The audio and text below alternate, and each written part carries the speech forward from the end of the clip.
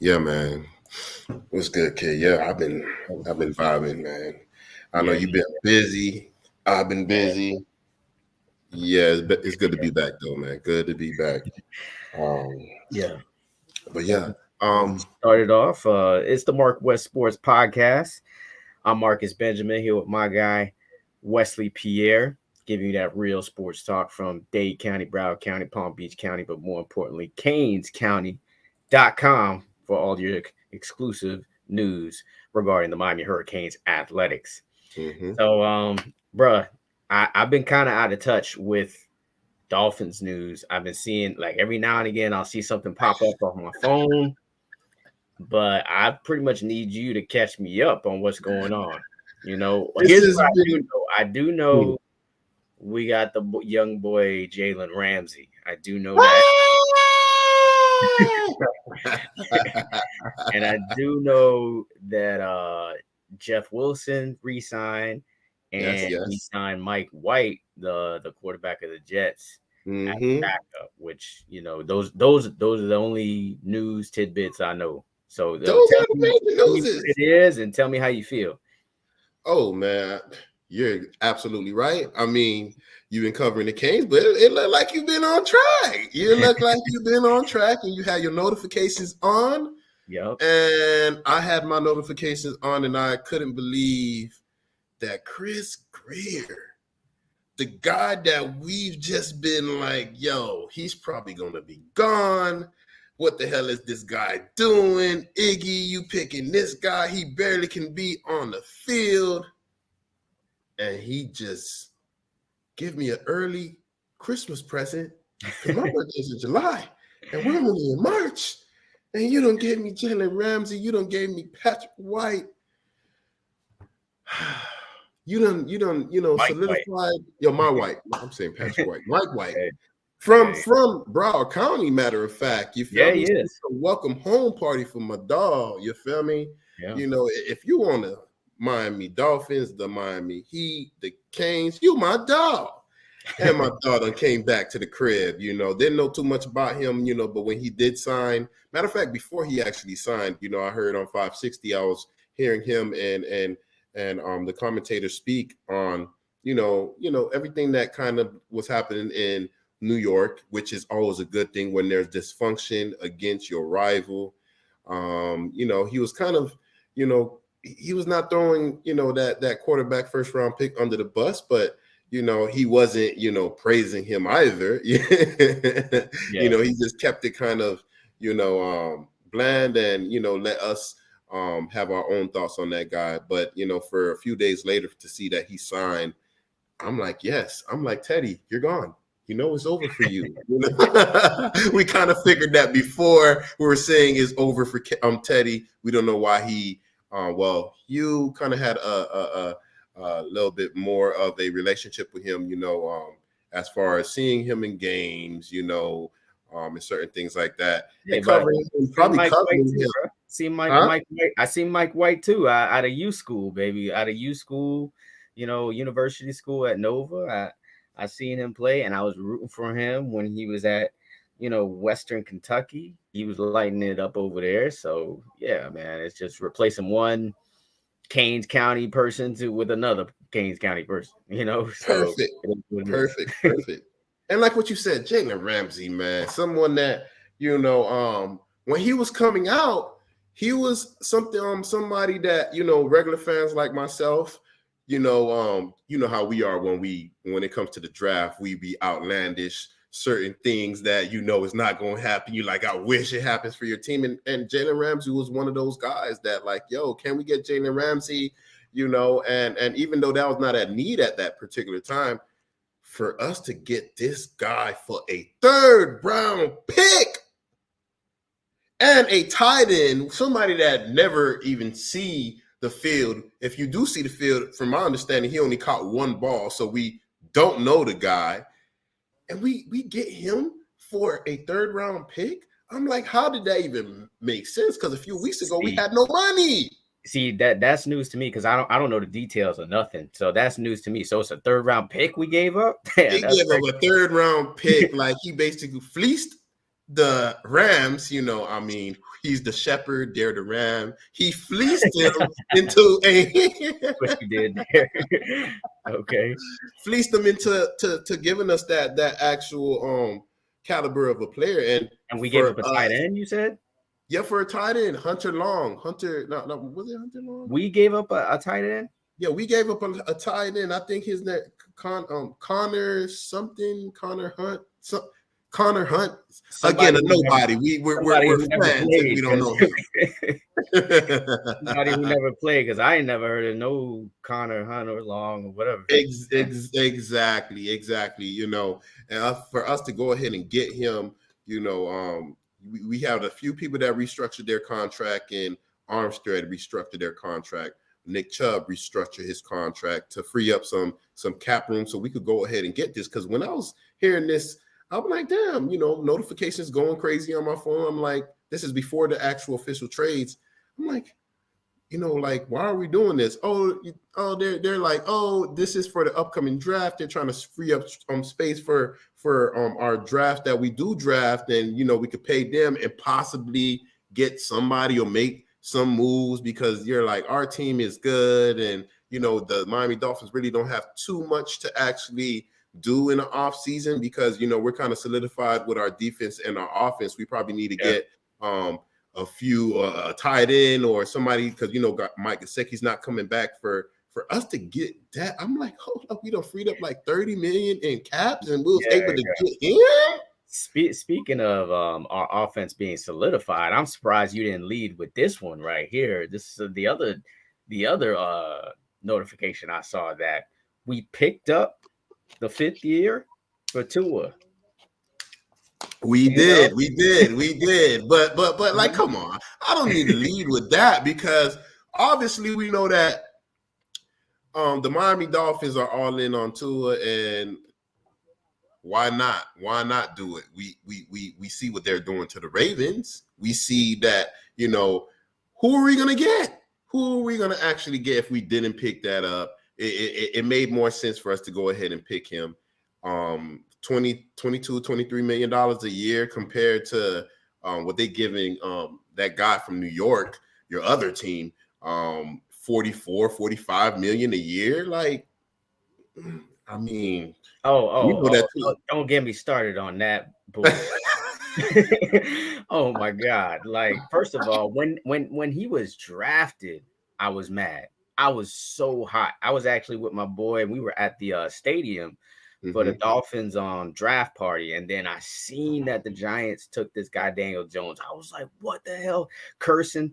And now I cursed even more when I seen this. I was just like, are you serious? Yes. But Danny Fumbles, bro. Like, if you got a nickname that's synonymous with fumbling, then something's wrong. For them to, I think it was like 60 mil or something like that. It's crazy. The deal that they gave this guy. Unbelievable, man. Like, he is not the answer. But anyways, this is the MarcWes Sports Podcast. We ain't gonna keep talking about the Giants, but terrible, man. But yes, I agree with you. I kind of love that, and I'm glad they picked up that option. Yeah, definitely. And I had to throw that in because I know that's your other team. He's truly a Dolphin fan all the way through, Dolphins, baby. But we always, this is what happens when your team been garbage for the longest. You find a way to relieve some of the pain throughout the years by picking up another team. And my team, basically, I had no other team. My teams were always rooting for anybody that came from down south in Miami, Florida. And, that would particularly be Baltimore or, Washington when Sean Taylor was there, rest in peace, and so on and so on. So, when it ultimately comes down for me, it's Miami all through and through. If you're from Miami, I may hate you, but if you played from down here, grew up down here, I want you to do good, but lose against my team. But yeah, man. They picked up the option, but that's not new news. They know what I know. And unfortunately for you, you have him for another few years right now. But also, we done got rid of the missing guy. Who are you? Byron Jones. Oh Get yeah, the that's hell up something. out of here. Kick rocks. We've been saying that. Yeah, You needed to be gone for the longest. You've been missing. And I love the way the Miami Dolphins did it when in regards to you. They did not throw you under the bus. They said it probably was a minor setback during the process of healing. You know, they've been trying the young coach to make him say something all year because he knew, and the Dolphins really knew what really was going on. And they didn't throw him under the bus. And for him to come out and throw our medical staff under the bus, again, unfortunately, first is for Tua. Now it's for, matter of fact, first it was for Jarvis Landry. Then it's for Tua. Now it's Byron Jones throwing our team and medical staff under the bus. And I think there's an investigation going on regarding the whole Tua situation. You know, I'm not sure if they're still doing it or it's ongoing, but for him to actually go ahead and say that put a negative light on the Dolphins because the Dolphins and the medical staff of the NFL was at odds, saying, you the one that made him go in. No, you the one that made him go in. And we're talking on the arm of the almighty Tua. But for him to go ahead and say that, I mean, I knew he was gone. I mean, and when he was gone, I'm like, damn, what we're going to do? And for us to make the big ass splash, a Dolphin splash, to go ahead and get Jalen Ramsey, somebody that's from the crib. You're not from Dade County, but you from the crib. You from South Florida. You went to FSU. I hated you when you played the Canes. But besides that, we knew that you were a top tier corner. We knew that you were eventually going to be one of these great corners, just watching from down south and watching from South Florida, rooting against you when you play the University of Miami, but seeing how you be doing the hit sticks. You're somebody that loves to tackle, like Caleb Cahoon, another steal that Chris Greer done went ahead and made. And the gifts is keep on giving right now with Chris Greer. You know, for me, I don't know what we're going to do because I know Christian Wilkins, we do need to go ahead and sign him. So far, you've been signing everybody that's not from, you know, your team, basically people that you done groomed, people that you done drafted. Now, we got Jalen Phillips. His contract gonna be up soon. Christian Wilkins, we've been talking about he need to get his contract solidified or whatever. And for him to not even make the Pro Bowl, you know, I think he had 100 tackles the last 2 years. Really, you haven't seen that in the last since 2002, 2003 for him to go ahead and not get that. Which it could be a good thing because if he got it, we probably would have to pay him more. But if he didn't get that, then, you know, we don't have to pay him more. Same thing with Tua. I think if he would have made a Pro Bowl, this fifth year option would have been more than the $23 million that we're actually spending on him. But yeah, man, it's feeling good to be a Miami Dolphin fan. And you tell me what you think since I told you what's happening with the Dolphin. Of course, you was already on. Yeah. So Jalen Ramsey, he's actually not from South Florida or Florida. He's actually from Tennessee. He seems like he's from down here, though. Talking shit the way he talk shit. Exactly. That's exactly what was going to be my point. It's like he embodies Dade County and that swag and that, you know, just talking crap to people. That bravado that he has. He's gonna fit right into South Florida.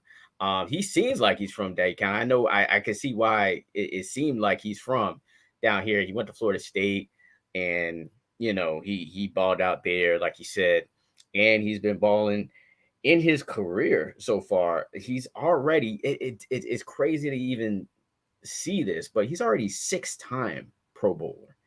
Like that's a lot. For we think that's, I don't know, but it doesn't even seem like that long ago that he was at Florida State. But apparently it was in 2017. Yeah, so he's made the Pro Bowl every year then, except for he's made the Pro Bowl every year, which is pretty amazing for any corner to do. It's unreal to think that we gave away just a 3rd round pick for him. That is unbelievable because now potentially we have the number 1 and possibly the number 2 corner in the game. Like this is back to the Patrick Surtain and Sam Madison days, you know, Yes. to have two corners like that. And this is going to be an extra blitzing type of defense with this new D coordinator. So it's basically everything that Flores was trying to have going on when he was here. That's what we're gonna have. I mean, say what you want about Flores, but the defense was on point in his day. It was the offense that was trash. Yeah, But definitely. yeah, so if we could get a defense like that, where it's we're blitzing and then you got lockdown corners on both sides, and then Javon Holland, who's somebody who I've been singing praises a lot, and then maybe you pick a couple of players out of the draft. It seems like we don't even got any draft picks now. We gave away another one, so we probably got, I think, 1 second-round pick. We don't have a third. I don't even know what the order is for the rest, but you just kind of pick up whatever you can. I would think you would probably want to get an offensive lineman, just another one, just because we go through injury problems on that old line, and Teron Armstead is hurt a lot. So you want a young guy in there that can replace him just in case he does get hurt, or anybody else on that line. So yeah, man, it's looking good for the Miami Dolphins. I mean, and then you signed Jeff Wilson, so it seems like you're probably not going to sign Raheem Mostert, but that's okay. You still got He gonna Ahmed. come back. Ahmed, when he comes in, he's legit. And then you already solidified at the wide receiver spots. You already know who's already out there. I don't know if Sherfield is going to be resigning or what his situation is, but at least you got Most likely. Jalen Waddle and you got Tyreek Hill, man. Tyreek Hill, I know if you saw the video, Tyreek Hill over there running a 60-meter sprint, Yeah, you know, he still got it. just showing everybody why he's the cheetah and why we paid that bread for him. So see, even Tyson agreeing we back there. He's like, yeah, man, that dude is fast. Now I know Tyson. That's why we got him. But that's why my guy West got his jersey on over there. You know what I'm You know saying? it. So yeah, I'm feeling good about the Dolphins. I'm excited for the draft. The draft's already gonna be here in like a month. Things are moving in the right direction for the home team. Yeah, definitely, definitely. And they picked up a linebacker from Tennessee too. I think the second leading tackler in Tennessee. I don't remember his name right now. I'm pretty sure it'll come back to me as we go. But yeah, for us to go ahead and have Chubb, Jalen Phillips, Baker. You have a few guys. Van Ginkel. I mean, we had who's the elder on our team. I forgot his name. He was making AFC. Landon Roberts is still there, right? He was making Landon Roberts is still back. Agba is supposedly coming back, or I think this is his final year contract. So if it is, then most likely that, of course, like I gotta play for the payday. yeah. And that'll be a good thing as well. But yeah, man, I mean, Oh no, the Dolphins are Raheem Mostert is re-signed too. He signed both. oh yeah, you feel me? Yeah, It's they like re-signed Mostert too, so they both coming back. I mean, I think they played pretty well. I You think know, Mostert was the better running back anyway. Yeah, at least yeah, last year he was breaking tackles. You seen that game against the Bills, and he's just breaking tackles yeah, like what's going yeah. on? Yeah, So we don't see one of like them the angry injuries are too much. runs. Yes, and it's a good thing when you could go ahead and re-sign players that you have some type of familiarity with. You're familiar with that player, and you don't really need to go through the circles and the hoops with that type of individual. I mean, I think the Dolphins are set, ready to go to make a big splash. I mean, for us to go ahead and go after who we're going after, we're not going after regular players. We're going at players with names, players that have a reputation to, be that player when they're on the field, like one of the best 5 players on the field every game. For us to have Ramsey, for us to have, like you said, X-Man, and for X-Man it makes me feel like X-Man was right the whole time, being mad that Byron Jones got paid that money and he didn't get paid that yet, Yeah, because he was playing through injuries and this, that, and the other. And you got the other guys coming out saying, I can't jump, I can't run, I can't do this, that, and the other. And then he's surprised when he get cut in the next few days. Now your next team, I thought you said you can't run and you can't jump. I know you're not, requesting big dollars over here. So hopefully the Dolphins could find a way to recoup some of that money, because like the way he did it for me, he kind of sabotaged our defense last year. For you to be the second paid, highest paid defensive player on our team last year, and you didn't come back the whole year. You could have had surgery a long time ago. You wait till a certain time to have surgery. It just feel like you was trying to put that little extra oomph to get the F out of my life in regards to the Miami Dolphins. I think that you successfully did that too, but we landed on our feet with my boy Jalen. yeah, definitely. Mostert 5.4 yards a carry in his career, and then Wilson is averaging 4.5 yards per carry.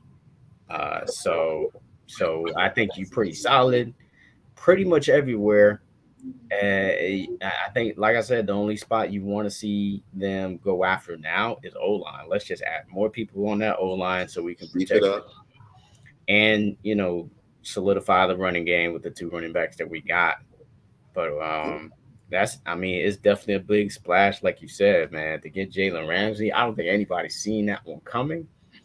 There was rumors that he wasn't going to sign with the Rams again, but I didn't know he was going to make that trip cross country. And he's a Super Bowl champion. Let's point that out too. So he knows what it takes to win a Super Bowl and make a Pro Bowl every year. So hey, he's got something to prove too. Apparently, the Rams didn't value him enough to pay him, which is crazy. Or maybe the Rams have been spending a lot of money on a bunch of players, so they probably defense backed out right now.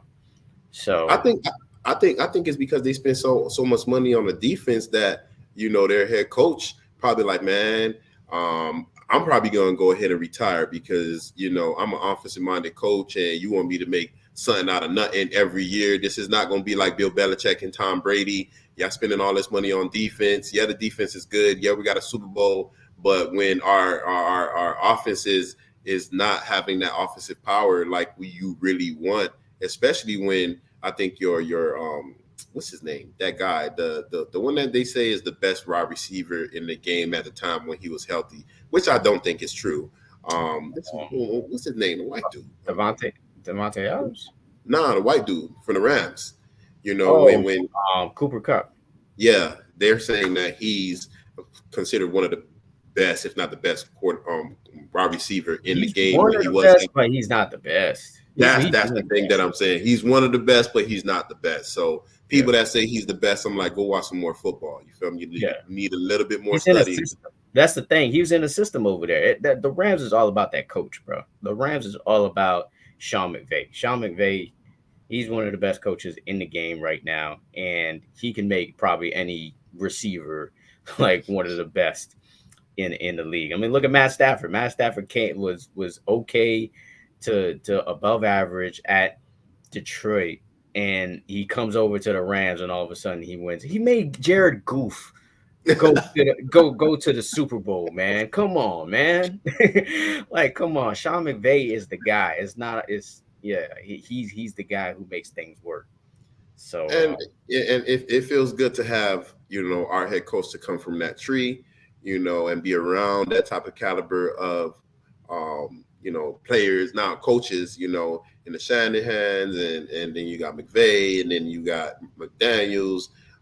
It feels good. We got one of these coaches that can drop a play that what we've been complaining about all these years when I see New Orleans Saints when Drew Brees was still around. You got wide receivers wide open. You're like, dog, you're playing a professional team, and how every week there's multiple plays where these wide receivers or tight ends are wide open, and we got one of the minds. And I feel like, that's one of the reasons why Jalen Ramsey wanted to come over here because, again, He's like, look, they don't want to pay me. They're not. It's going to be Aaron Donald or myself. Yeah, I already signed the contract. They're paying me, but they don't want to continue paying me that type of money, especially if we know that we have no chance of winning a Super Bowl. But I don't care. Your trash is my treasure. I be seeing these people, I be throwing out. I threw out a TV, a 55-inch the other day. I don't know what happened, but they didn't want to turn back on. And like, I threw it out by the tree at the end, all the way by the driveway, all the way on the end, right when you're making the turn by the curve. In 10 minutes, it was gone.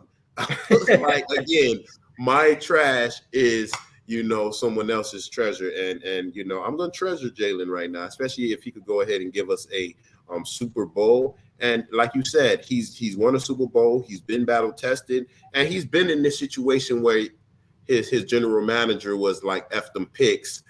Our time is now. And our time right now is right now, if not next year. So F them picks, Chris Greer, and hopefully it works out. Because I'll take a Super Bowl to be garbage again, because I'm used to being garbage. Yeah. I mean, that's exactly what happened to the Rams, right?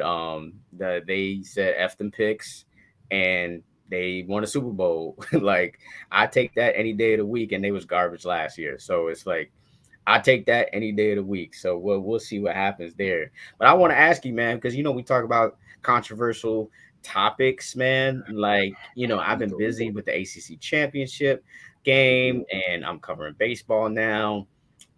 That's going to die down, and I'm going to finally have some more free time when college basketball season is over.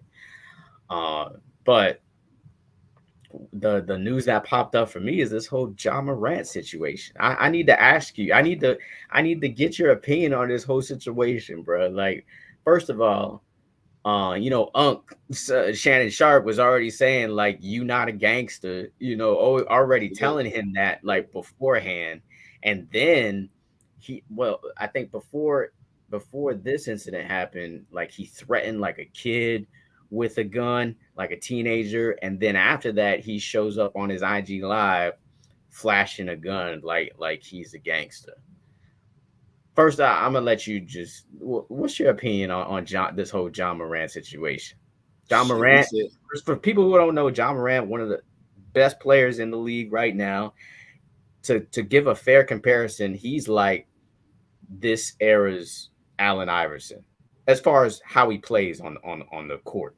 To me, like, I don't think he's that good with the shot, though. He's that good with the shot.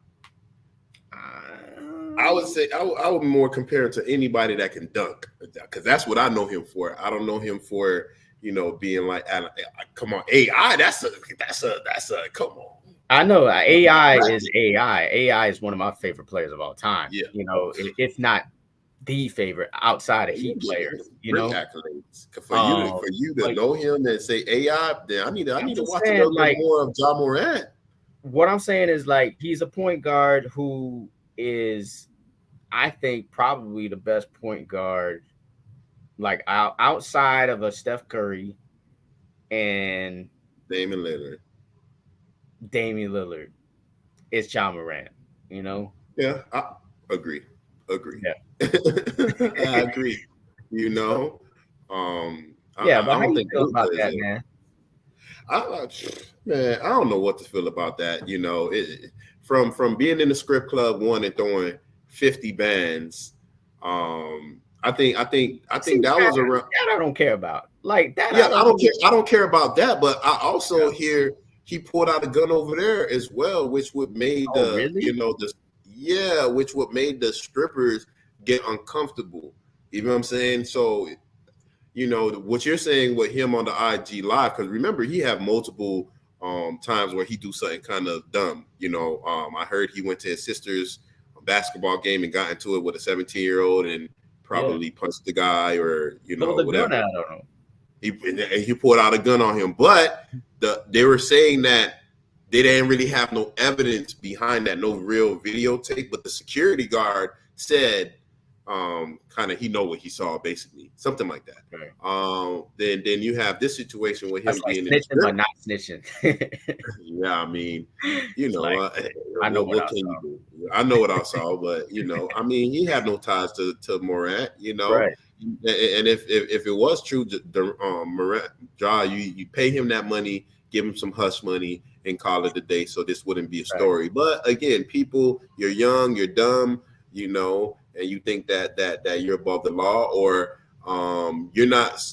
You don't grew up in the social media area where you don't. You're a lot more relaxed behind social media compared to somebody like older like myself or Marcus or any other older individual. It's like it's new to us. We didn't, it's we're new to social media. I mean, the social media area came with us, but we had a lot going on, and you guys were born into it. So it's a difference. It's like, night and day when it comes to us. Yeah. I'm still kind of learning social media now. You feel what I'm saying? But I think even when it comes to these kids, they're like my son. He knows how to use the phone. Goes on YouTube. He's 1.5. You know how to go on YouTube by yourself and go to whatever. I'm like, hold up, but I gotta watch him because it's YouTube. There's a lot of things you can actually see. But yeah, man, it's a different era. But for me, with John Morant, like, very disappointed. Again, I have no problem with the script club situation, but damn, I mean, they got pictures, and that's another thing. NBA players do not go to that script club. For me to go to that script club and know that majority of the times in script clubs, they say no phones out. It's a social media era now, so I see a lot of videos of people in the script club. The girls dancing and this, that, and other, and I thought that was like a no-go. You get this from seeing me here. It's different now. So for them to put that picture out there on top of this gun situation, and I'm just like, it's like when it rains, it pours sometimes, or like it's just a last on fall with him. And for me, my understanding, my girls, her dad sent me a picture or something saying like if Ja Morant don't make the All-Star, or like he's not an All-Pro, he's gonna miss losing like 39 million this year. Like if he doesn't become an All-Pro If this he's not, year, if he's not all NBA, yeah, like really. So that 50 bands is not really 50 bands. It's really like 39 million and 50 bands. And I think he won't really care. Everybody's gonna care if you lose out on that type of money. But guess what? It's different. These guys are 250, $300 million deals for playing for like 4 or 5 years. You're still young. You look at it like, man, I could recoup that money. It's all good. Yeah, at least I'm still in the league. Yeah, at least I'm not like Gilbert Arenas. He brought a gun in the facilities, and I think they banned him completely out the NBA. So at least you still in the NBA, and at least you probably still gonna collect a check. Hopefully, you still can be a R-star or something like that. But I think some things need to happen to certain people, man, because like even with the Tory Lane situation, even though I think that he was someone that didn't lie and didn't shoot the girl, but it said that you're guilty.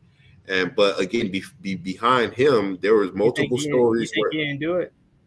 I don't think he did it. When you give the star witness, which is your homegirl, immunity, and she, from my understanding, you got into a fight with her at the party. You got into a fight with her at the car. She was molly whopping you. You ran to the car, and a few seconds later, gun went off.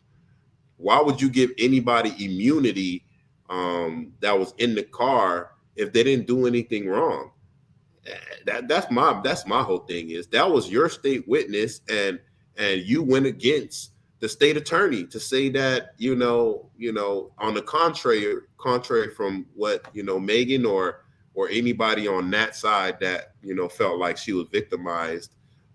You said a different story, and that normally don't happen. That's in movies. When the state attorney puts you on the stand as their witness. They not putting you on the stand to kind of put a scissor or put a knife to their whole prosecution. So when you do stuff like that, it leaves me with questions and reasonable doubt. Everybody need to say he's guilty for just a few different things to happen, and it left some doubt. He may have done it, but it gave me some doubt.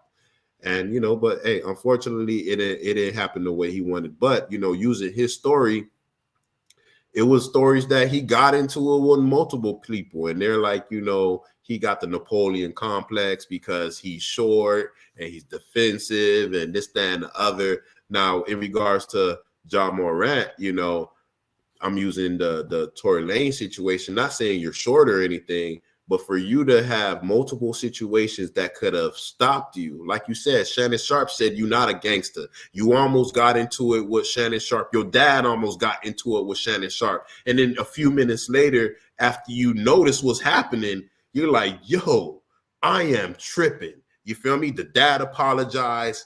I'm probably gonna holler that later on and this, that, and the other, because this guy, he could vilify you in the media. He has the platform to vilify you. Everybody fucks with you feel me, and Shannon Sharp. So if Shannon Sharp have a negative gripe towards you when he's on the show and they speaking about your team or you, he's gonna come up with a lot of the negative things. He's gonna be the Skip Bayless for you.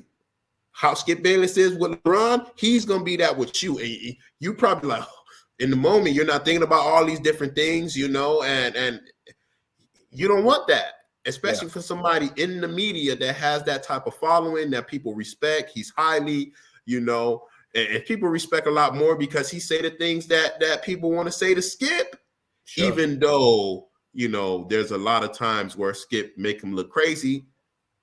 Sometimes you got to bite your tongue. And you can use it goes the other way around too. Sometimes he be making Skip look crazy. Exactly, but in regards to when Shannon Sharp was like, I got rings, and you act like you don't mean anything in regard to when he was talking about Tom Brady and he kind of sunned him on national television.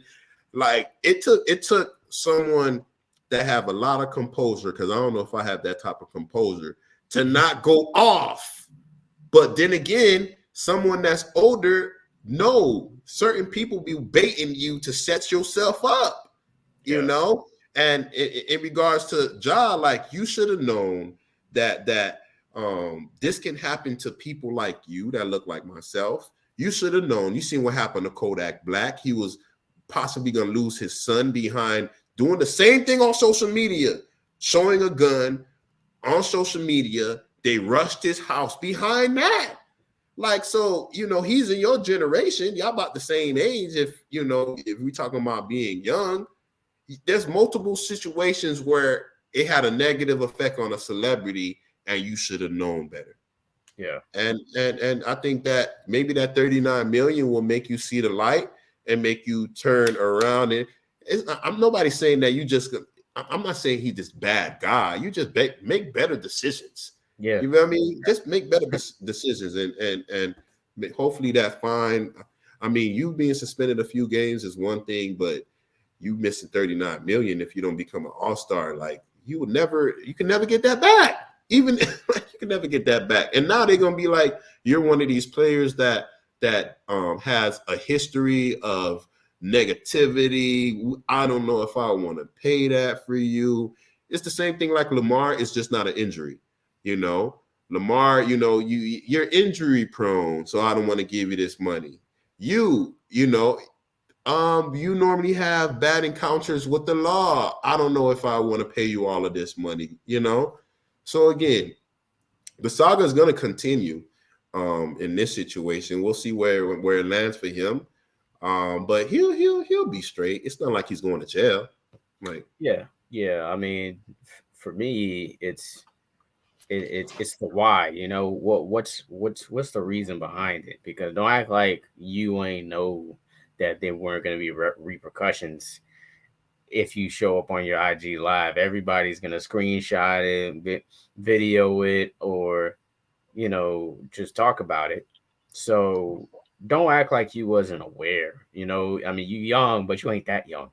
where you don't know what's going on. You got an agent, you who I'm sure his agent woke up and just like, just threw the phone, through the computer, was like, damn it, man, this guy, he did it again. He's gonna be like Kodak Black. How Kodak he be walking around with his attorney following him everywhere to make sure he don't do nothing stupid. Exactly. Yeah, job. Exactly. Get your agent to follow you around. Chaperone him like Jerry Jones did with Des Bryant. You feel me? So you won't get into no trouble.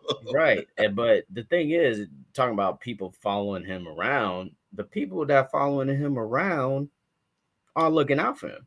Like, those are obviously his boys or whatnot. But if you a celebrity once and I'm walking around with you and I know you got that thing on you, I'm gonna take it away from you. Like, you know what I'm saying? Especially if I see like you are inebriated or whatever, and you on IG Live, you taking pictures, you acting reckless, you know what I'm saying? I'm gonna be like, hey, I'm gonna take this away from you. I got you if something goes down, whatever. But like, I need to take this away from you. I'm like, they're not really looking out for him. And the people that are around you, you got to start to reevaluate what kind of benefit they are for you in your life. And that's what he needs to do. He needs to really kind of reevaluate. Of course, you can't just like straight up abandon boys that you grew up with or whatnot, which I think they are. But you got to keep them at a certain distance. You can't be the ones that are going to influence you to do stuff like that. You got to have the wherewithal to know, I can't be, this can't be my normal circle every day type of thing, because if it does, then they're going to allow something like this to happen again. I mean, the responsibility and accountability is, of course, it's on him. I was just about to say that's something that he has to definitely consider. He definitely has to consider, the people that he's keeping around him, because if he keeps them people around him, it seems like that situation or something similar will happen again. And then the other thing for me is that, but why? You know what I'm saying? Like, why do you feel like it's important to be a gangster? You're already a millionaire. You're a superstar. You're all-star. You came from nothing because you were at Wichita State. Nobody even knew, or was it Murray State? One of these small schools like you came from one of these schools where nobody heard of this school until they saw you play. And so you came from nothing, you made a name for yourself, and you're one of the best players in the league. You have nothing else to really prove, especially on social media. So the thing is, it's like, why you want this attention? Like, that's the question for me. Like, why do you want this attention? Why does your ego need to be stroked even more?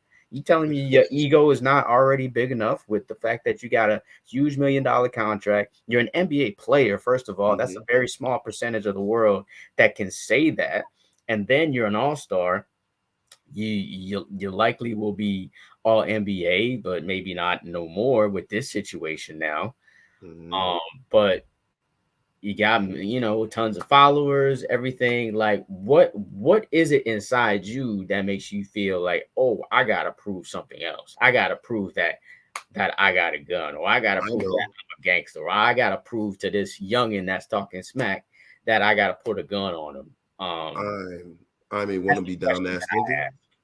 I'm a wanna be down ass nigga. That's the motherfuckers that you got the money. It's people like James Harden, and then you want to go chill with these rappers like. You know what I'm saying?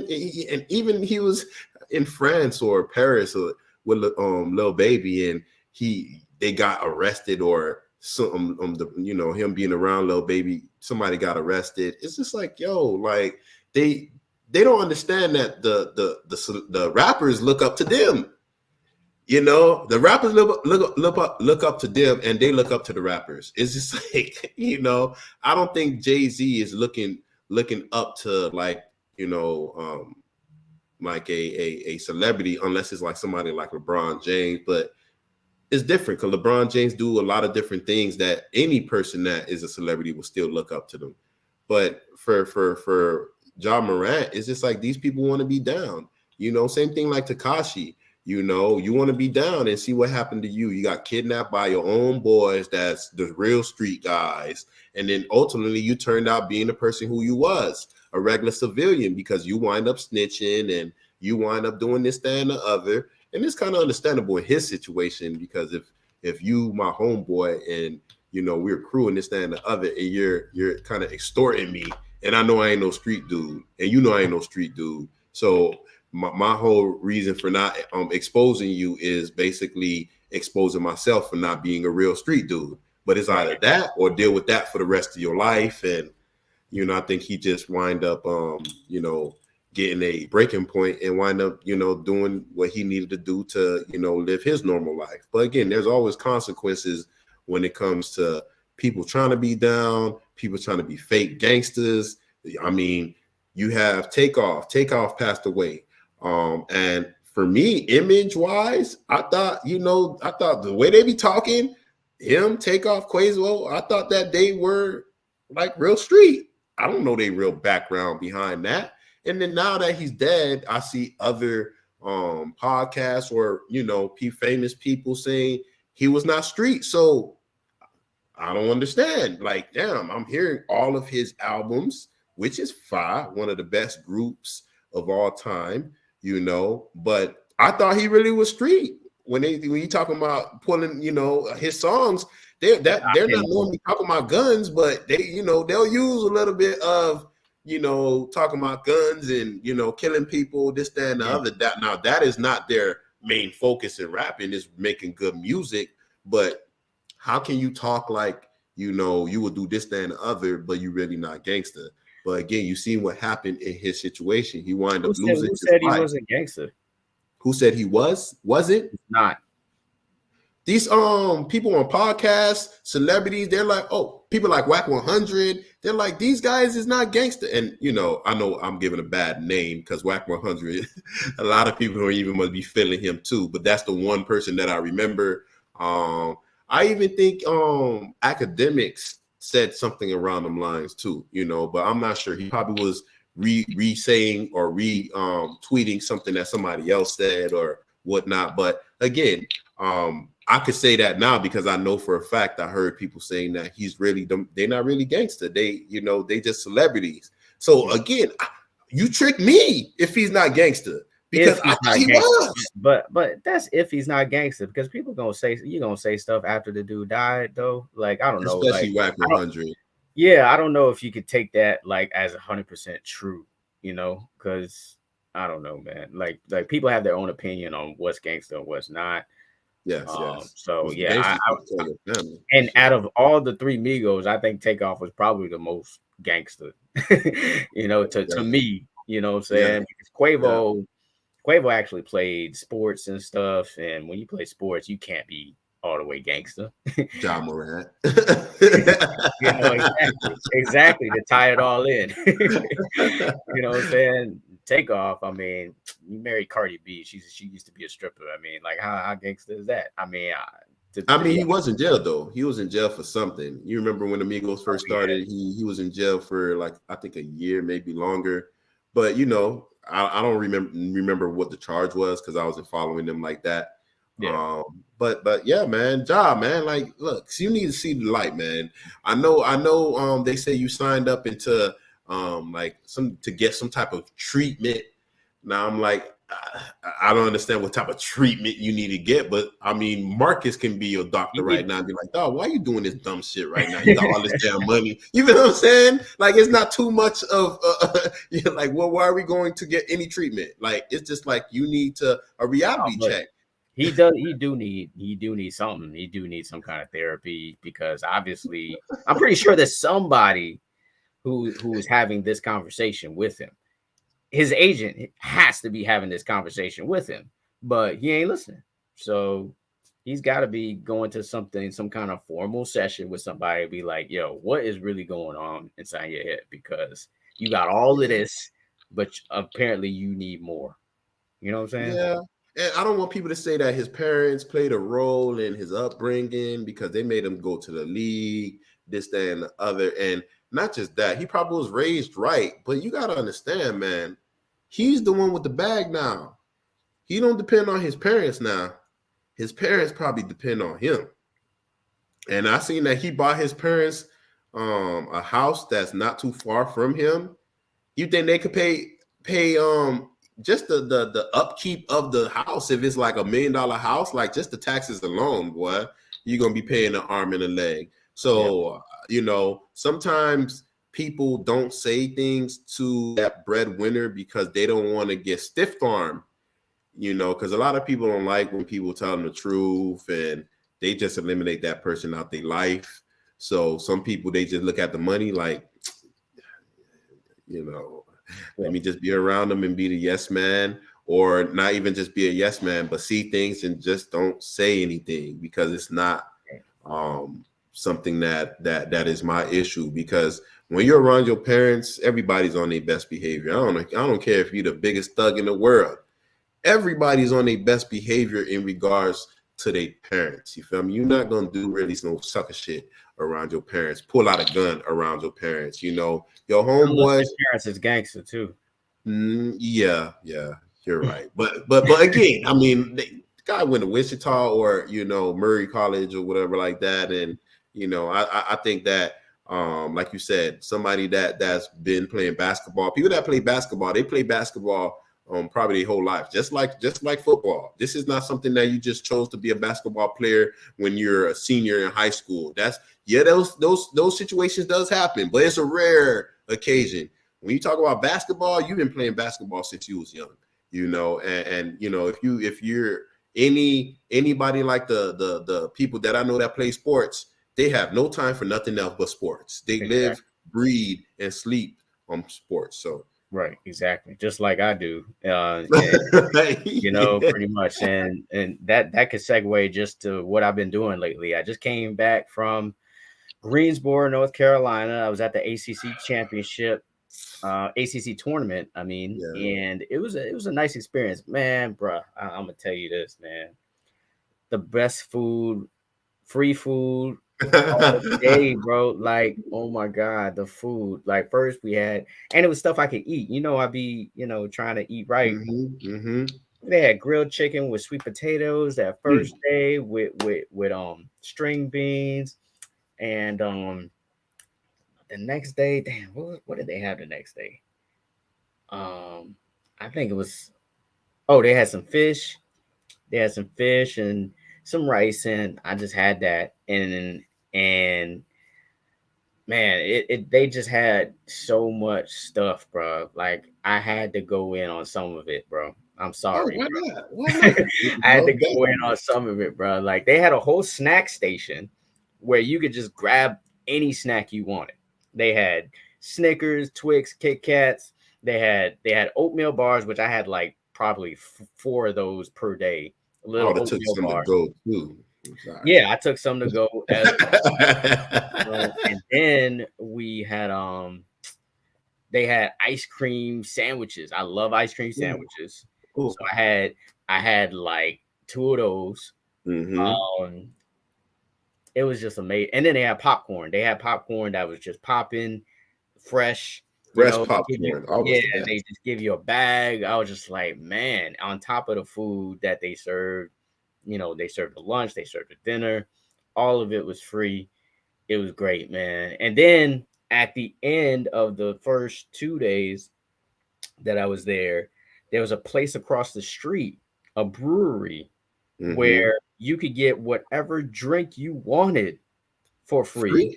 Oh my god! Every drink is happening, everything, and food was free. It was a short menu. It was just like pizza and salads and stuff like that, but that was free too.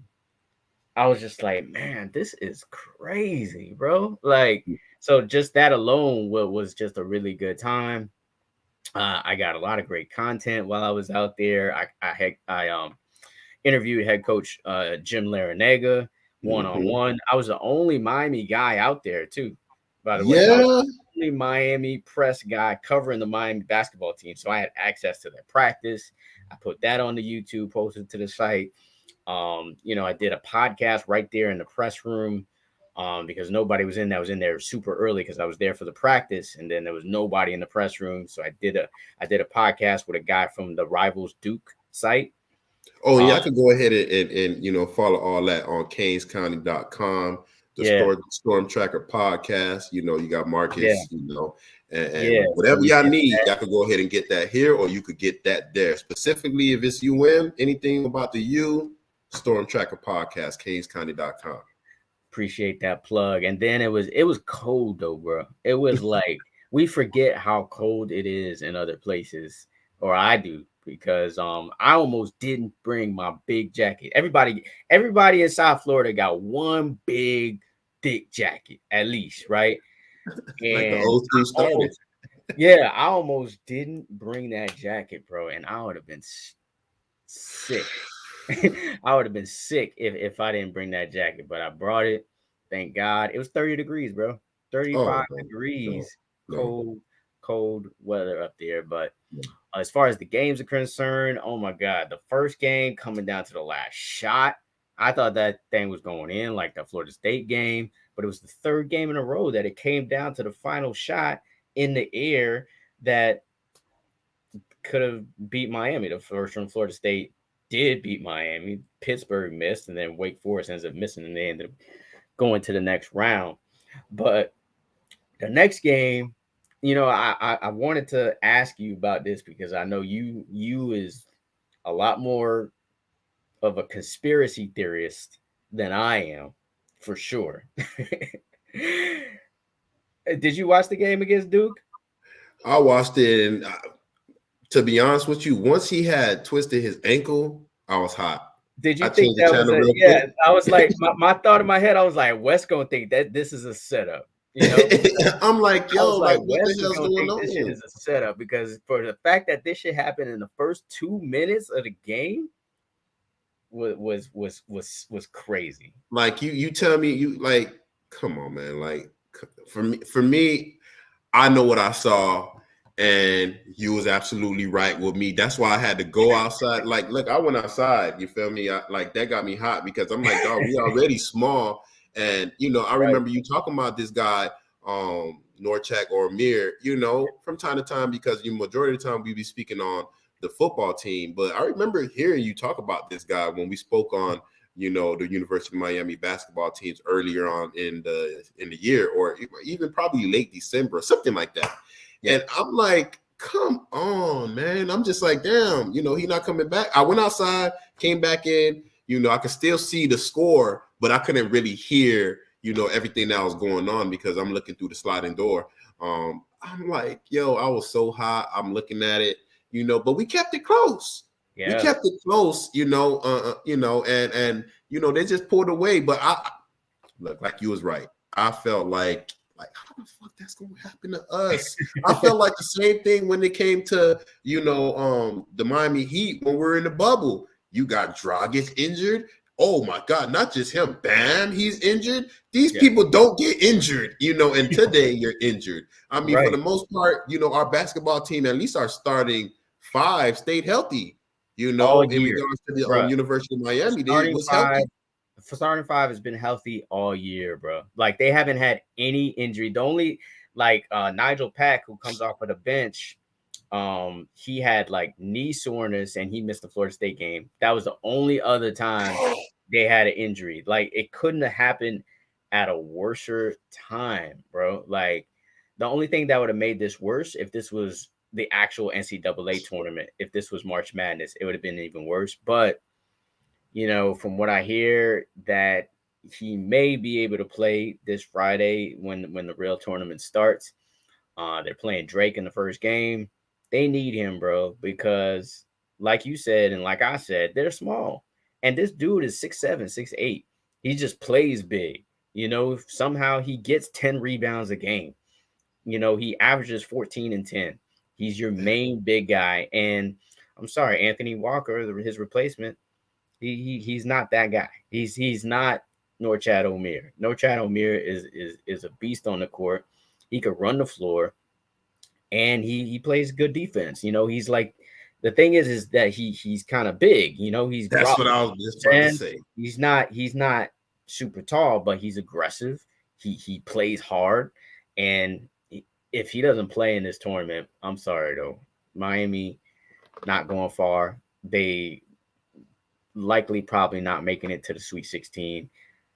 If he doesn't play in this first game, don't bet on them even winning this first game. You know what I'm saying? That's how valuable he is to this team. I still think maybe they pull it out, but hey, if something as tragic as that happened in that first game, who knows? Who knows what else could be in the cards for this March Madness game? Because the hate for Miami is real though. The hate for Miami, like I felt it You when seen I the was game out one? there. I felt You it seen the when I game was one? out there, bro. Yes. It's and the other thing that I seen, man, is that this journalism game is still very much a good old boy network. You know what I'm saying? A lot of the journalists that were out there, um, older white men. I'm just gonna call it what it is. They were How not. did how did they how did they embrace you over there? Most of them did, but there were some that didn't. Some that didn't even really acknowledge that I was even there or whatnot. Which is cool. I get it because the South, even though we in the South, the real South, North Carolina, where I was at, that's the real South, and you you just kind of it's reality check for me because down here everything's so diverse. You think you kind of feel like okay, so the world is like this, but it's really not. At least not in the deep South of this country.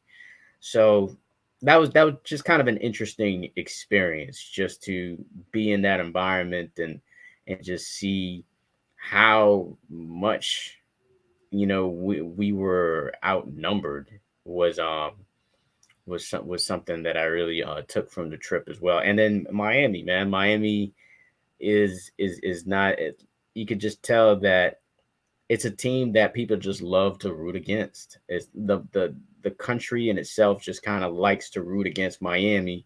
Why But again? yeah, Why? The beaches, the women, and the weather. Yes, we yeah, know why. and also I think it's because we are, for the most part, we're fair weather fans, and these other cities they live and die about their sports or their team or whatnot, Hmm. and like they see that, hey, if we ain't winning, we ain't coming. You know what I'm saying? Like that's for the most part. Let's just be real. Let's call it what it is. We ain't winning, we ain't coming. For We got other shit to do. we got other stuff to do. The beaches, the women, the weather is what we Hmm. live in. You know what I'm saying? Hmm. So Yes, yes. explore those options instead of being mad that our team is losing to some team that we ain't supposed to be losing to. So they hate us because of that too. So the I mean, it was natural to see that the crowd was obviously a pro against Miami crowd because you had most of the teams from North Carolina. Wake Forest is in North Carolina. Wake Forest is actually the closest school to that city of where I was in Greensboro, and then Duke is also in North Carolina, and then Virginia, who played Duke in the final, not that far away. So overall, I think they played well, considering Norchad Omier was hurt, and Isaiah Wong was playing well until he couldn't hit shots at the end. But it is what it is. He scored 22, and then Jordan Miller was giving you everything he got in that game as well, who I think is really underrated. But they're gonna need Norchad Omier in this. Yeah, I wrote a piece on CanesCounty.com, just the 3 takeaways from the ACC tournament, and one of them is, I said, no Norchad, no chance. I mean that's the title of one of the subtitles in the story, and I really feel that way as far as going far in this tournament, like doing what they did last year to make it to the Elite Eight. Hmm. I don't really see it happening without a healthy Norchad Omier. as far as his status is concerned, is day to day. It's a sprained ankle. The thing about sprained ankles, you can play on it, but as soon as you have a tweak here, a tweak there, then you right back to square one. That's the thing about it. It's not gonna heal in like 1 week. So basically, is he? If we're talking about bracket wise, he probably can play the first game, but second game probably can't, or second game, first and second game, if we make it there, and then we go to the third game and something happens. So right, they're gonna have to limit his minutes. That he's probably gonna play, I don't know, maybe 10, 15 minutes, something like that. And the way he plays, it's like you don't want a half-ass Norchad Omer. You want 100% Norchad Omer, because that's how he plays. He plays like it's his last game every game, So I mean, situation. He's young. Hopefully, because he's young, he can make a full recovery. Again, the University of Miami have the best medical staff. From my understanding,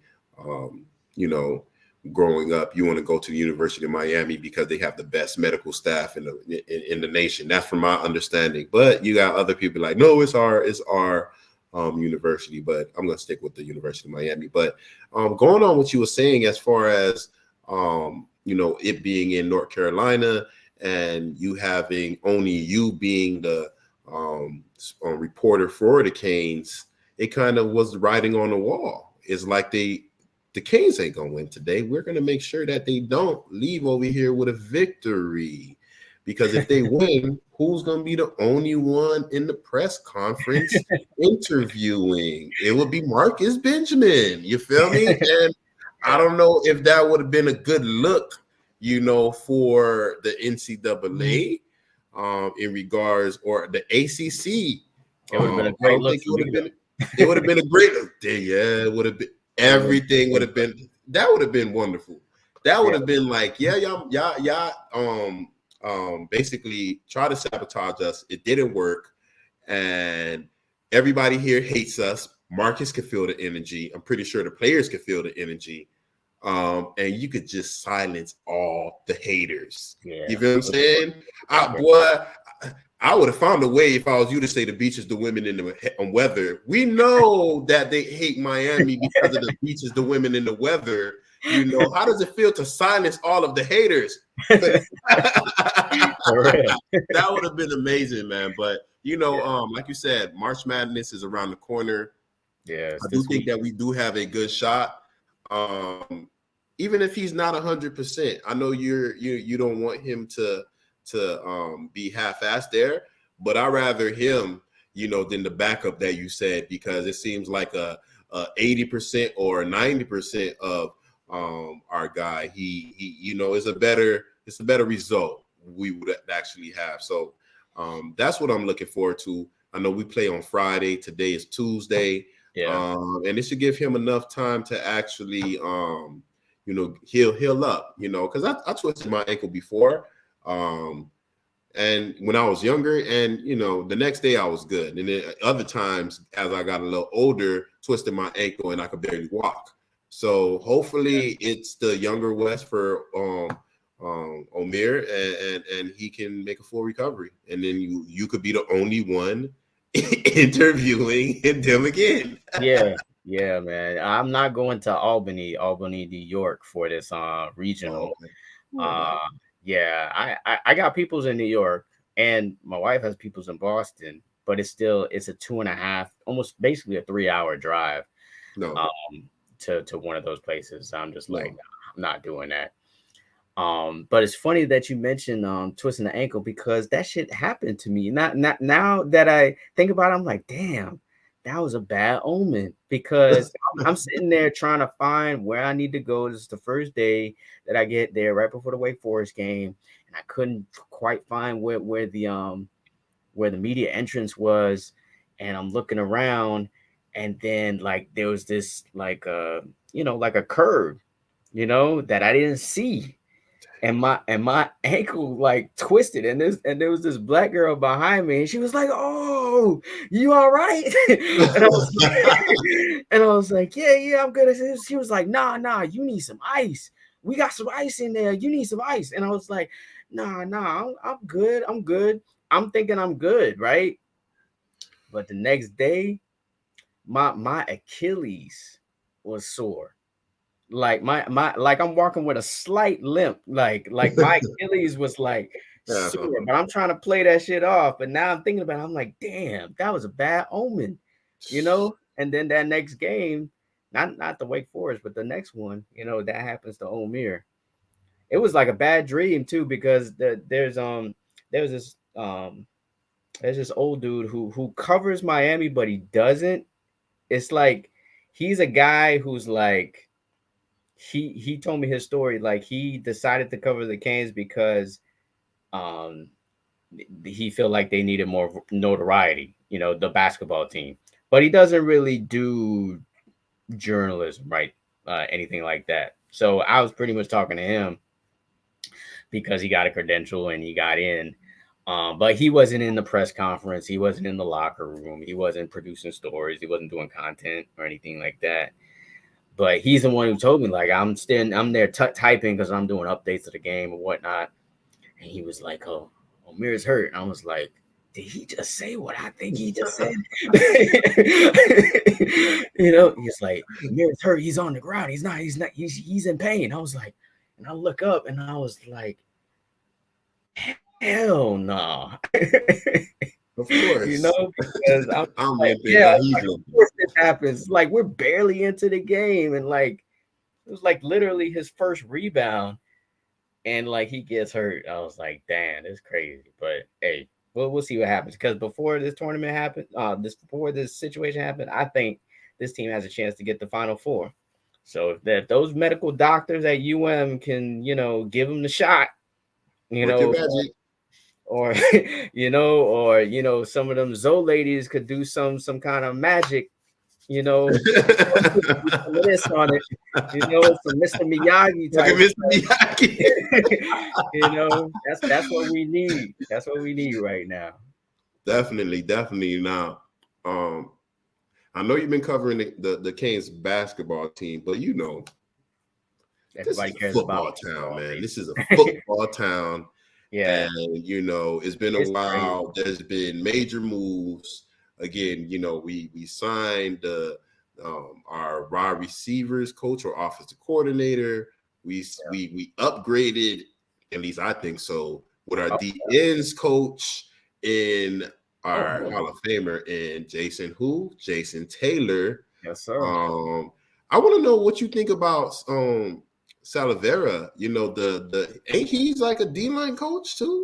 He coaches the D tackles, basically. He coaches the D tackles, and then Jason Taylor coaches the D ends. Okay. Because I'm like, damn, I see everybody's kind of leaving. I'm like, I like that guy, man. Hopefully he's not leaving too. So all right, you done eased a little bit of my worries in that regard. But from my understanding is, hold on, before you say anything, because I'm gonna let you take off of this. From my understanding is we have our players and the strength and conditioning seems like it's been working. Now I hear that from the other guys. Now I got my guy over here. I know I'm gonna get the real. And is it they gassing me up? Or can you validate or say like, yeah, this is what I've been seeing. These guys look way prepared compared to last year and the previous years as a University of Miami journalist. Like put me on point. Let me know, man. Make me feel good. I'm Halle Berry right now. Make me feel good. That's all I want to know. Give me some good stuff to talk about and hear. Yeah, I mean, absolutely, man. That as far as like just physically, the team just looks bigger. The teams look like, at times when we play against the big teams, when we play against like the Alabamas or the LSUs or Ohio States, we just look smaller. Yes. Like it doesn't look like that. It looks like we are big, out there. Even little Xavier Restrepo looks big. Like he looks big out there, you know what I'm saying? Isaiah Horton, who's just a freshman, a freshman last year, didn't play any ball because he was hurt. He looks huge. Kobe Young looks big. Wesley Saint looks like he got bigger. Cameron What Kitchen about my got bigger. dog? What about Hurricane Bane? How's he looking? Well, Hurricane Bane, he just got in there. He's just a young pup, so he doesn't look to me any bigger. Like he's only been there a month, Yeah, but you know. I'm hearing that he's like 275 pounds, and I'm like, look, I taught this guy, man. You feel me? I'm like, hold up, I didn't remember him 275 pounds, and if he did, he carried it well. Cause Yeah, I'm like, yeah, hold up, you know. I yeah. know it's From what been a I hear, month he's inside. doing well. He's doing well in camp as well. And just like I love Ruben Bain. Ruben Bain is a great kid to talk to.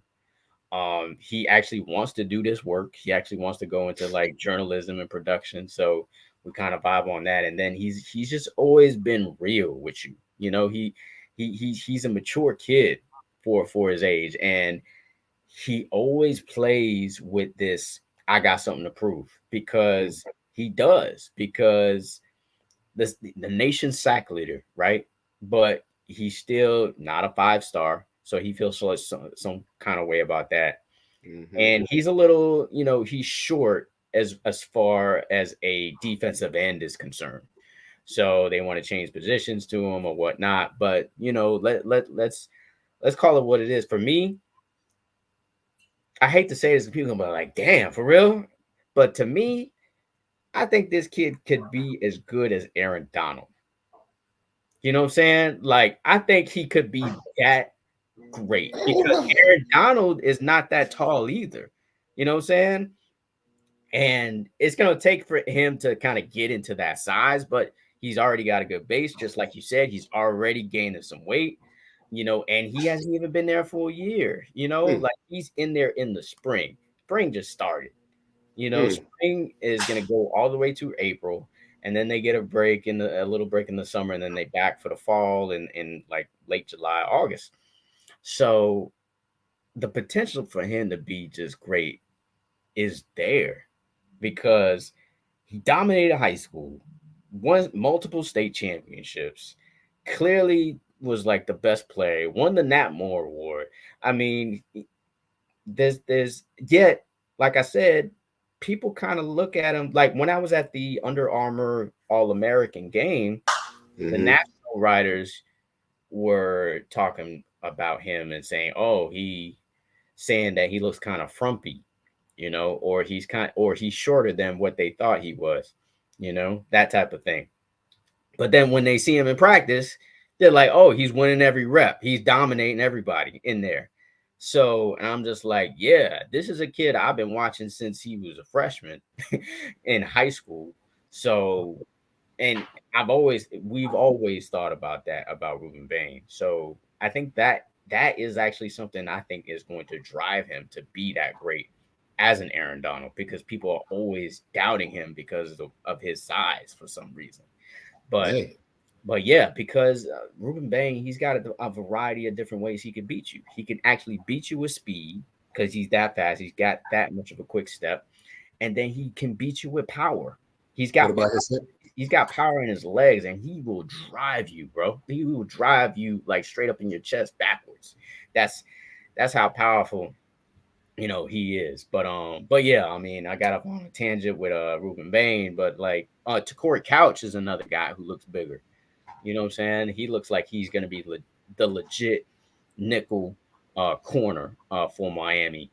So, yeah, man, I'm excited. I'm excited for the Hurricanes. But to touch on the coaches that you were talking about, Mm-hmm. man, we had a chance to kind of experience the offensive coordinator and the defensive coordinator, Southern Louisiana. country Bayou boys, man. Like, especially the D coordinator, man. The D coordinator, he act like he just it seemed like he ate a bucket of crawfish before he got there. You know what I'm saying? Like that's how country he is, but in a good way though. It seemed like he can really, relate to these kids and he's still humble with it too. He's not really like, you know, I think both of these coaches, the offensive coordinator and defense coordinator, are really humble. They came from, you know, uh, group of five schools. This is their first real opportunity to really make a big splash on the Power Five level. Although Dawson was at West Virginia for a little while, which is a Power Five school. Mm-hmm. But this is really their opportunity to really show what they can do. I'm excited for both of them, especially for Dawson, the OC, because it's an air raid offense. And I'm hearing all kinds of good shit from the players, the coaches about this offense. I talked to Ray after practice, Nathaniel Joseph, and he was just like, "Yeah, this offense is easy. This offense is going to have opportunity for me to make plays in space, which is what we want to see." And he said that they installed minimum running plays. They installed like 4 running plays, but everything else was passing plays. So this is going to be a pass centric offense. And Perfect. and then from what I heard from Tyler Van Dyke in the press conference, he seems really excited. He seems like a new guy. He seems Hold on. Because I remember when that press conference where me and you was looking at him like, look, he just lost his girlfriend. How sad he looked. yeah, You know what I'm saying? It looked like you saying he's a new person now. You got a little pep to his step. Okay, go yeah, ahead. yeah, Yes, yeah. okay. He was talking with confidence, and he just feels like he gives this offense gives him opportunities to make big plays, for the playmakers to make plays, which is exactly what you want to see, man. Because you got the big receiver in Kobe Young.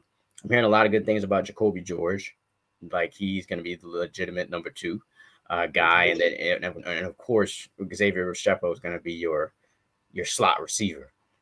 And then I expect they're gonna maybe rotate Ray in there along with Robbie Washington, Brashard Smith. I don't know exactly where he's gonna fit just yet. As far as if he's gonna be replacing Jacoby George or if he's gonna be in that rotation with Ray and Restrepo. But the other receiver position, like the backup, I think is probably going to be Isaiah Horton, who's a freshman. He was the other big receiver that was out there, like the When receiver you that say kind of. big, like describe six I, two, six I think three. he's 6'4". Actually, Okay. I'll check it just to make sure, but I think he's 6'4". Um, about 190 or so. But yeah, That's he's a guy impressive. that I think can really make a difference for this team. Isaiah Horton. He came out of Tennessee. And Uh, not just that, he's piggybacking 6'3". off what you were saying, They got him the listed at 6'3", 190. 6'3", 190, Uh, that's a good size, no, as a freshman, you 6'4". say? Oh, the Hurricane site has actually have him at 6'4", 205. God 6'4", damn. 205. I'm So praising him at that, that 190. might have that might have just updated. So yeah, man. So yeah, man. So he's the other guy that looks big out there. Him and Kobe Young. So I'm excited to see them and the old line. The old line looks deeper. They look massive. Francis Malgoa. Francis Malgoa, when I saw him out there, he looked like he getting worked out there. Like he looked like damn, like this is what college football is like. You know what I'm saying? Which is great because he's just a young guy and he's already got some size on him. But to see him, Inez Cooper, I think is gonna probably get one of those starting spots. Jalen Rivers is probably still gonna be one of the starting guys. Matt Lee, the transfer from UCF, The I think, center, yeah. yeah, I think he's gonna be legit. He seems really smart. Centers have to be, aware of blocking schemes and all of that. He seems very aware of that. And the tackle spots are going to be interesting though, like because I don't think Zion wasn't out there, first off, Zion Nelson, and I'm not so sure if he's going to be healthy, like once the season starts. And availability is the best Yeah, ability, Zion. So if you need to move on and transfer, I'm kind of tired of hearing you not being healthy these last few years. I'm just gonna throw that out there. If you watching the podcast, you can leave. You feel what I'm saying? I do like the depth, but right now it seems like the upgrades at the O line been amazing, and we don't know who's going to be the starters because we got so much talent. And when that happens, then people like you we could wean you out of our whole scheme. Because I'm going to go on with Marcus say with my dog, the Almighty Tua. availability is the best ability. You haven't been Yeah. available in crucial times these last few years, and it seems like you're still not healthy right now. Plenty Yeah. of time to figure shit out. We didn't have these coaches on the staff yet, so we couldn't really criticize you. Now they're here. We got them late, and you're not even there to actually absorb that knowledge that they're trying to give you. So Yeah. But who likely is going to start is Javion Cohen, who is the transfer from Alabama. So you got four guys that I think will definitely start to me in Nez Cooper, Jalen Rivers, Matt Lee, and Javion Cohen. Now, who's going to be that other right tackle? Hey, if Francis Mauigoa ends up being that guy, who knows? I mean, Zion Nelson started when he was a freshman, so it's possible. Who knows? Samson Okunlola is going to have a chance as well. Who knows? But Pancake. Yeah, Pancake Honcho. So we'll see how that turns out, and then in the fall we're gonna get a whole bunch of other players back. Akeem Mesidor not playing, so you already know he's gonna be in there once things get going. Um, Corey Flagg wasn't out there. James Williams also wasn't out there. He's still recovering from shoulder surgery. Okay. So he's going to be back there with Cam, but Cam is I could almost guarantee this is going to be our last year with Cameron Kitchens, because He that good. He good. he's legit, bro. And he changed to his old number in high school in 5, so you already know he's ready to ball out with that number. Cam is he's always been a great kid as well. A kid that I've been following for a while. In high school, he went to the West, and just to see him perform at this level, you knew it was there, but I don't think anybody knew it was going to be like this, like All-American, one of the best safeties in the country, that type of thing. And it seems like he's just taking it to the next level, teaching the guys, the young kids that are coming in. So I can almost guarantee that he's going to be an NFL draft pick next year, just because he's just that talented. So yeah, man, everything is looking positive, but it's the spring. You know what I'm saying? There's not a lot you can really gauge from the spring. Everything is usually always flowers and dandelions when in the spring. Everything is positive. Um, but yeah, I mean the other thing I want to point out is one of the freshmen, Caleb Spencer, I heard is turning heads already. Yeah, the safety 3-star. Yeah. Yeah, the 3-star Trust safety. me, I know. I've been hearing about it too. Yeah, the 3-star safety. He was committed to Oklahoma. He flipped to Miami. He's out of Texas, so I think he's out of Virginia. I'm gonna have to double check. But yeah, he's been flashing a lot. Cam Kitchens himself said that he's been trying to call him out.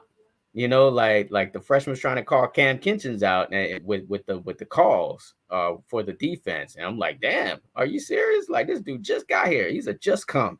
You know what I'm saying? Hey, He's over there trying to challenge the know. All-American safety that we got. That's very interesting. Bold, and you only could do shit like that when your talent is just out of this park. You feel me? Like it's just like, really, like, who I am. Yeah, exactly. And I do want to say something about the wide receivers coach, Kevin Beard. Like, that is a really good hire from Miami. Local guy, played on the 2001 team, went to Plantation High School. He's gonna be and he's got ties to South Florida Express, which is the dynamic 7-on-7 team down here. He's gonna be a real upgrade for the Hurricanes. And like him, and in combination with the OC Shannon Dawson, because from what I heard from one of the receivers, that they didn't learn anything under Gaddis. That's what I heard, that they wasn't learning new stuff. Like, and after a week of spring practice, they're like, oh, we already learning stuff. I already feel like we're getting better. already after 1 week in the spring. It's not like this is the middle of fall camp or the middle of the season. They already feel like they are learning more than what they learned from Gaddis, But which they probably learning that because from my understanding, I heard that, Kevin Beard, like he do the play. He don't just tell them what to do. And like, he literally does it himself. Like, yeah, he's a player still.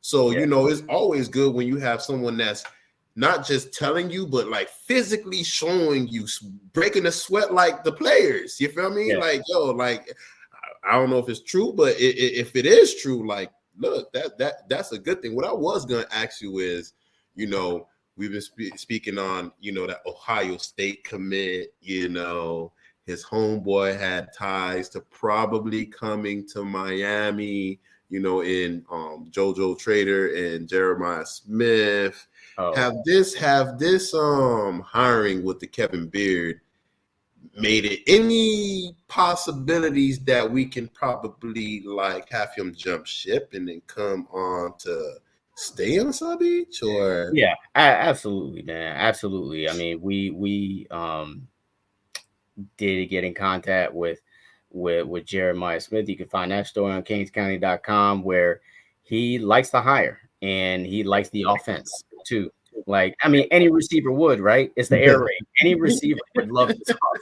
Any receiver would love this offense, especially compared to Miami's offense last season. But yeah, the fact that Kevin Beard is there, he think that's a great hire.